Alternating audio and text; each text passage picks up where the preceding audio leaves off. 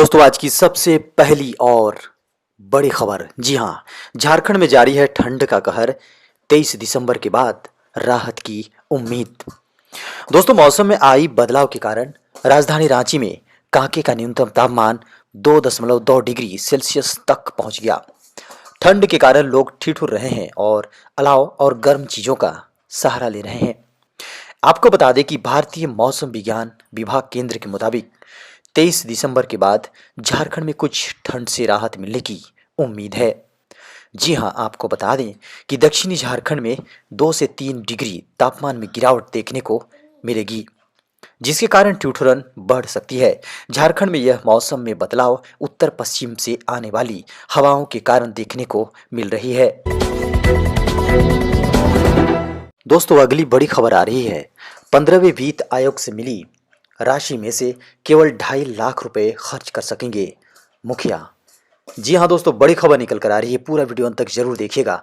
जिन दोस्तों ने अभी तक हमारे चैनल को सब्सक्राइब नहीं किया है, चैनल को जरूर सब्सक्राइब करें, वीडियो को लाइक करें, अपने दोस्तों को वीडियो शेयर करें, साथ ही बेल के आइकन को दबाइए ताकि हमारे आने वाले लेटेस्ट ब्रेकिंग न्यूज की नोटिफिकेशन आपको सबसे पहले मिल सके। जी हाँ दोस्तों, बेहद बड़ी खबर है। अब मुखिया 15वें वित्त आयोग से मिली राशि में से केवल 2.5 लाख रुपए तक की योजनाओं पर ही लाभुक समिति के माध्यम से काम करा सकेंगे।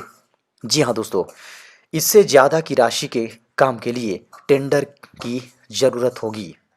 इससे पहले मुखिया को 14वें वित्त आयोग के तहत 5 लाख रुपए तक खर्च करने का अधिकार था। इससे अधिक राशि की लागत वाली योजना के लिए टेंडर की जरूरत पड़ती थी। अब 15वें वित्त आयोग मद की राशि से ग्राम पंचायत स्तर पर लाभुक समिति के माध्यम से योजनाओं के क्रियान्वयन के लिए अधिकतम सीमा 2.5 लाख रुपए ही अनुमानीय होगी। दोस्तों बेहद बड़ी खबर निकल कर आ रही है। जी हाँ, लगभग 9 महीने बाद स्कूलों में लौटी रौनक।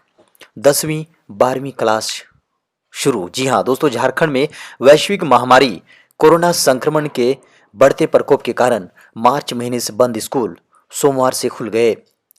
जी हाँ दोस्तों, राज्य सरकार द्वारा कोविड-19 को लेकर जारी आवश्यक गाइडलाइन के अनुसार अभी सिर्फ 10वीं और 12वीं क्लास के विद्यार्थियों के लिए ऑफलाइन कक्षाएं शुरू करने की अनुमति दी गई है। दोस्तों लगभग 9 महीने के बाद सुबह से ही इन स्कूलों में रौनक रही। सोशल डिस्टेंसिंग, सैनिटाइजर और मास्क समेत अन्य आवश्यक दिशा निर्देश को लेकर स्कूल प्रबंधन की ओर से व्यापक इंतजाम किए गए थे। आपको बता दें कि छात्र छात्राएं भी अपने अभिभावकों से स्कूल आने को लेकर आवश्यक सहमति पत्र के साथ अपने स्कूल पहुंचे थे। जी हाँ दोस्तों, सरकारी और निजी स्कूलों में सुबह से ही एक लंबे समय के बाद विशेष चहल पहल देखी गई। स्कूल पहुंचते ही छात्रों के हाथों को सबसे पहले सैनिटाइज किया गया। उसके बाद उनके अभिभावकों से स्कूल आने को लेकर सहमति पत्र लेकर संबंधित सेक्शन में भेज दिया गया।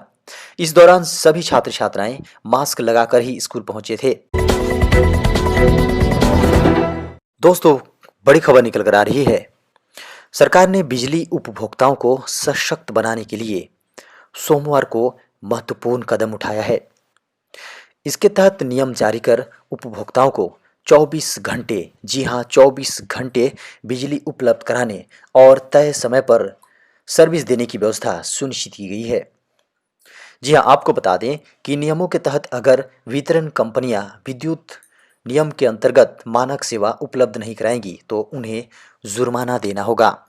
जी हाँ दोस्तों, नियमों के बारे में संवाददाताओं को जानकारी देते हुए बिजली मंत्री आर.के. सिंह ने कहा, अब कोई भी ग्राहक बिजली बिना नहीं होगा। वितरण कंपनियों को सेवाएं देनी होगी और अगर वे इसका पालन नहीं करती हैं तो जुर्माना देना पड़ेगा। जी हाँ दोस्तों, ये नियम इस भरोसे पर आधारित है। जी हाँ, उन्होंने कहा कि ये नियम इस भरोसे पर आधारित है कि बिजली उपभोक्ताओं की सेवा के लिए है। उपभोक्ताओं को बेहतर सेवाएं, विश्वसनीय, गुणवत्तापूर्ण बिजली प्राप्त करने का अधिकार है। पूरे देश में वितरण कंपनियां चाहे सरकारी हो या फिर निजी का एकाधिकार है, जबकि दूसरी तरफ ग्राहकों के पास कोई विकल्प नहीं है। इसलिए यह जरूरी है कि उपभोक्ताओं के अधिकारों को उल्लेखित करने वाले नियम एवं व्यवस्था स्थापित हो ताकि उसे प्रभावी तरीके से लागू किया जा सके। इसमें कहा गया कि विद्युत आपूर्ति के संदर्भ में ग्राहकों के पास वितरण कंपनियों से न्यूनतम मानक सेवाएं प्राप्त करने का अधिकार है। खबर है जीएसटी को लेकर एक बड़ी खबर निकल कर आ रही है दोस्तों।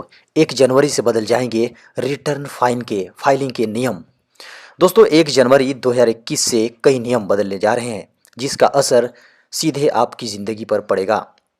जी हाँ, नए साल में जीएसटी रिटर्न दाखिल करने के नियम में बदलाव किया जाना है।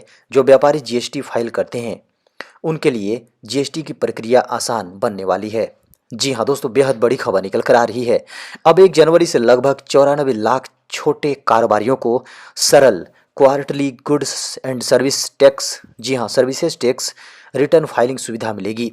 जीएसटी रिटर्न फाइलिंग के नए नियम के तहत जिन कारोबारियों का टर्नओवर 5 करोड़ रुपए से ज़्यादा है, उन्हें हर महीने रिटर्न दाखिल करने की ज़रूरत नहीं होगी। नए नियम अगले साल 1 जनवरी से लागू होंगे। इसका मतलब यह साफ है कि अब 5 करोड़ रुपए कम टर्नओवर वाले कारोबारियों को GSTR-3B और GSTR-1 फॉर्म दाखिल करने की आवश्यकता बिल्कुल नहीं पड़ेगी। दोस्तों राजस्व विभाग DOR के सूत्रों ने बताया कि यह योजना लगभग 94 लाख करदाताओं को प्रभावित करेगी, जो जीएसटी के कुल कर आधार का लगभग 92% है और जिनका वार्षिक सकल कारोबार 5 करोड़ रुपए तक है।